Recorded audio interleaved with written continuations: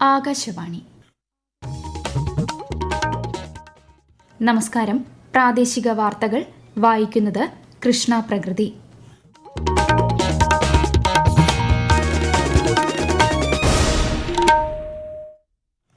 പ്രധാന വാർത്തകൾ. ഗ്ലോബൽ സൌത്തുമായി സഹകരിക്കാനുള്ള ഇന്ത്യയുടെ തീരുമാനത്തിന് ഊന്നൽ നൽകി പ്രധാനമന്ത്രി നരേന്ദ്രമോദി. മൂന്നാമത് വോയിസ് ഓഫ് ഗ്ലോബൽ സൌത്ത് ഉച്ചകോടിയെ പ്രധാനമന്ത്രി അഭിസംബോധന ചെയ്തു.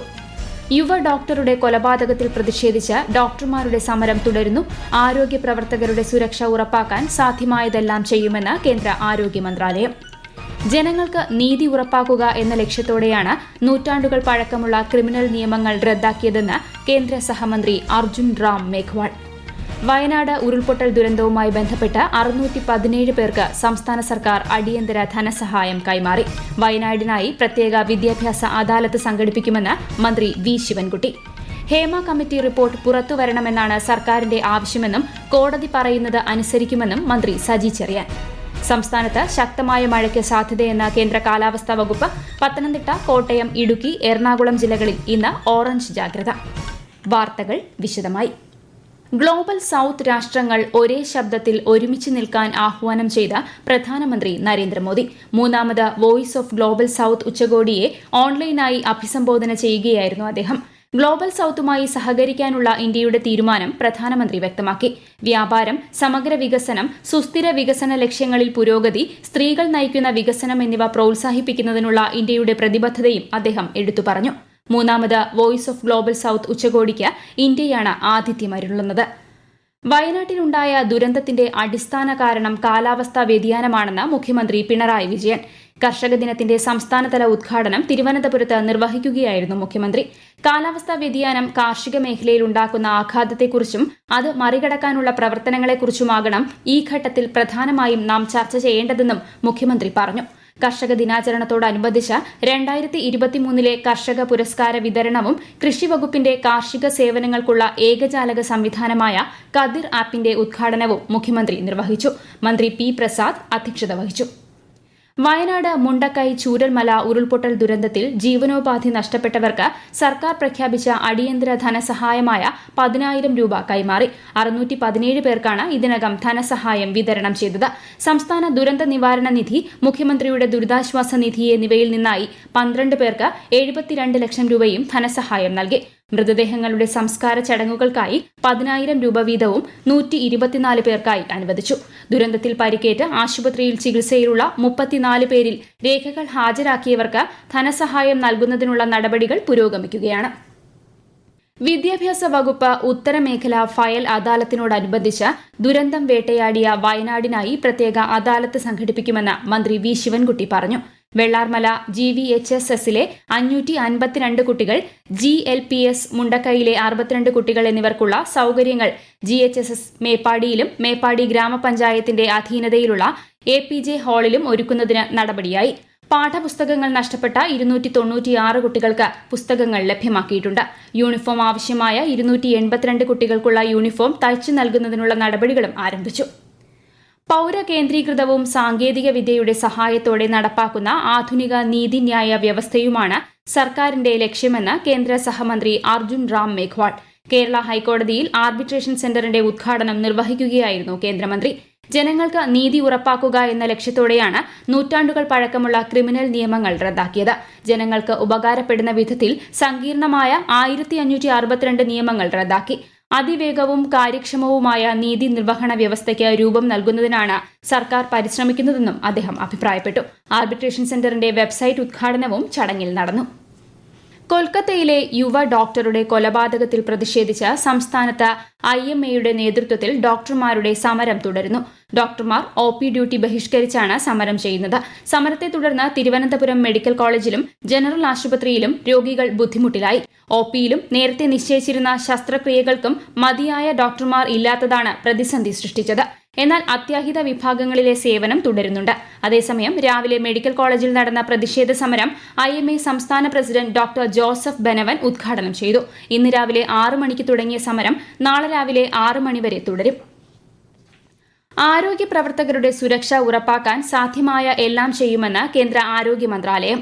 ഇതിനായി നിർദ്ദേശങ്ങൾ സമർപ്പിക്കാൻ കമ്മിറ്റി രൂപീകരിക്കുമെന്നും മന്ത്രാലയം അറിയിച്ചു. സംസ്ഥാന സർക്കാരുകൾ ഉൾപ്പെടെ എല്ലാവരിൽ നിന്നുമായി മന്ത്രാലയം നിർദ്ദേശങ്ങൾ ക്ഷണിക്കും. Federation of residents doctors association, Indian medical association തുടങ്ങിയ സംഘടനകളുടെ പ്രതിനിധികളുമായി മന്ത്രാലയം ചർച്ച നടത്തി. പൊതു താൽപര്യം കണക്കിലെടുത്ത് ജോലിയിൽ പ്രവേശിക്കണമെന്നും മന്ത്രാലയം നിർദ്ദേശിച്ചു. ഹേമ കമ്മിറ്റി റിപ്പോർട്ട് പുറത്തുവിടേണ്ടത് സ്റ്റേറ്റ് പബ്ലിക് ഇൻഫർമേഷൻ ഓഫീസറാണെന്നും ഇതിൽ സർക്കാരിനോ സാംസ്കാരിക വകുപ്പിനോ പങ്കില്ലെന്ന് മന്ത്രി സജി ചെറിയാൻ. റിപ്പോർട്ട് പുറത്തുവരണമെന്ന് തന്നെയാണ് സർക്കാർ ആവശ്യം. കോടതി പറയുന്നത് സർക്കാർ അനുസരിക്കും. ബന്ധപ്പെട്ട ഉദ്യോഗസ്ഥർ കോടതി അനുവദിച്ച സമയത്തിനുള്ളിൽ റിപ്പോർട്ട് പുറത്തുവിടാത്ത പക്ഷം കോടതിയിൽ ചോദ്യം ചെയ്യാമെന്നും സജി ചെറിയാൻ ആലപ്പുഴയിൽ മാധ്യമപ്രവർത്തകരോട് പറഞ്ഞു. അതേസമയം റിപ്പോർട്ട് പുറത്തുവന്നാൽ വിനാശകരമാകുമെന്ന് തോന്നുന്നില്ലെന്ന് നടനും MLA-യുമായ M. മുകേഷ് അഭിപ്രായപ്പെട്ടു. ഈ വാർത്തകൾ ആകാശവാണിയിൽ നിന്ന്. ആകാശവാണി തിരുവനന്തപുരം പ്രാദേശിക വാർത്താ വിഭാഗം അവതരിപ്പിക്കുന്ന പ്രത്യേക പരിപാടിയായ നല്ല വാർത്ത ഈ ബുള്ളറ്റിന് ശേഷം കേൾക്കാവുന്നതാണ്. പ്രധാനമന്ത്രി നരേന്ദ്രമോദി ആകാശവാണിയിലൂടെ ജനങ്ങളുമായി ആശയങ്ങൾ പങ്കുവയ്ക്കുന്ന പ്രതിമാസ റേഡിയോ പ്രഭാഷണ പരിപാടി മൻ കി ബാത്ത് ഈ മാസം 25-ന് രാവിലെ 11 മണിക്ക്. മൻ കി ബാത്തിന്റെ 113-ാം പതിപ്പാണിത്. പരിപാടിയിലേക്കുള്ള പൊതുജനങ്ങളുടെ ആശയങ്ങളും അഭിപ്രായങ്ങളും 1800-117800 എന്ന ടോൾ ഫ്രീ നമ്പറിലോ നമോ ആപ്പിലൂടെയോ MyGov ഓപ്പൺ ഫോറം വഴിയോ ഈ മാസം 23 വരെ അറിയിക്കാവുന്നതാണ്. സമഗ്ര ശിക്ഷ ഇടുക്കിയുടെ നേതൃത്വത്തിൽ തൊടുപുഴ, കരിമണ്ണൂർ BRC-കളിൽ ഡയപ്പർ ബാങ്കുകൾ പ്രവർത്തനം ആരംഭിച്ചു. ചലന പരിമിതിയുള്ള കുട്ടികൾക്ക് പിന്തുണാ സംവിധാനം ഒരുക്കുന്നതിന്റെ ഭാഗമായാണ് നടപടി. കൂടുതൽ വിവരങ്ങളുമായി ആകാശവാണി ഇടുക്കി ജില്ലാ പ്രതിനിധി രതീഷ് കൃഷ്ണ. ഇടുക്കി ഒരു മിടുക്കി പദ്ധതിയുടെ ഭാഗമായി CSR ഫണ്ട് വിനിയോഗിച്ച് ലഭ്യമാക്കിയ ഡയപ്പറുകളാണ് ആദ്യഘട്ടത്തിൽ വിതരണം ചെയ്യുന്നത്. ഇടുക്കി ജില്ലയിൽ നിലവിൽ ചലനപരിമിതി മൂലം ഡയപ്പർ ആവശ്യമുള്ള 149 കുട്ടികളെയാണ് സർവേയിലൂടെ കണ്ടെത്തിയിട്ടുള്ളത്. ഒരു മാസം 1000-ലധികം പാക്കറ്റുകളാണ് ഇത്രയും കുട്ടികൾക്കായി ആവശ്യം വരിക.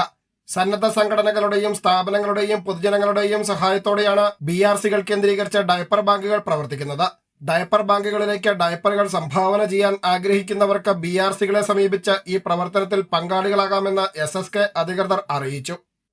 ദ്വിതീയ കാർഷിക മേഖലയിൽ ശ്രദ്ധ കേന്ദ്രീകരിച്ചെങ്കിൽ മാത്രമേ കർഷകന്റെ വരുമാനത്തിൽ വലിയ വർധനവ് ഉണ്ടാക്കിയെടുക്കാൻ സാധിക്കൂവെന്ന് മന്ത്രി P. Prasad. Kapco expo centre and agri park ശിലാസ്ഥാപനവും നിർമ്മാണ ഉദ്ഘാടനവും തിരുവനന്തപുരത്ത് നിർവഹിക്കുകയായിരുന്നു മന്ത്രി. കർഷകന്റെ വരുമാനം വർദ്ധിച്ചെങ്കിൽ മാത്രമേ കാലാവസ്ഥാ മാറ്റം, വന്യജീവികൾ കാരണമുള്ള കൃഷിനാശം എന്നിവ അതിജീവിക്കാൻ സാധിക്കൂവെന്നും അദ്ദേഹം പറഞ്ഞു. കാരുണ്യ ബെനവലന്റ് ഫണ്ട് സ്കീമിന് 57 കോടി അനുവദിച്ചതായി ധനമന്ത്രി KN ബാലഗോപാൽ. പദ്ധതി ഗുണഭോക്താക്കൾക്ക് നൽകിയ സൌജന്യ ചികിത്സയ്ക്ക് സർക്കാർ എംപാനൽ ചെയ്തിട്ടുള്ള സ്വകാര്യ ആശുപത്രികൾ എന്നിവയ്ക്ക് ചികിത്സാ ചെലവ് മടക്കി നൽകാൻ തുക വിനിയോഗിക്കും. 44.81 കോടി രൂപ സർക്കാർ ആശുപത്രികൾക്ക് ലഭിക്കും. 11.78 കോടി സ്വകാര്യ ആശുപത്രികൾക്കായി വകയിരുത്തിയതായും അദ്ദേഹം പറഞ്ഞു. അതിശക്തമായ മഴയ്ക്ക് സാധ്യതയുള്ളതിനാൽ ഇന്ന് പത്തനംതിട്ട, കോട്ടയം, ഇടുക്കി, എറണാകുളം ജില്ലകളിൽ ഓറഞ്ച് ജാഗ്രത പ്രഖ്യാപിച്ച കേന്ദ്ര കാലാവസ്ഥാ വകുപ്പ്. തിരുവനന്തപുരം, കൊല്ലം, ആലപ്പുഴ, തൃശൂർ, പാലക്കാട്, കോഴിക്കോട് ജില്ലകളിൽ ഇന്ന് മഞ്ഞ ജാഗ്രതയാണ്. കടലാക്രമണം ശക്തമാകാൻ സാധ്യതയുള്ളതിനാൽ തീരദേശവാസികൾ ജാഗ്രത പാലിക്കേണ്ടതാണ്. കേരള, ലക്ഷദ്വീപ്, കർണാടക തീരങ്ങളിൽ മത്സ്യബന്ധനത്തിനും വിലക്കേർപ്പെടുത്തിയിട്ടുണ്ട്. ശബരിമലയിലെ ഭസ്മക്കുളം പുതിയ സ്ഥലത്തേക്ക് മാറ്റുന്നതിനുള്ള സ്ഥാനനിർണയം നാളെ രാവിലെ 7:30 നടക്കും. വാസ്തുശാസ്ത്ര വിജ്ഞാന കേന്ദ്രം അധ്യക്ഷൻ K. മുരളീധരനാണ് സ്ഥാനനിർണയം നടത്തുക.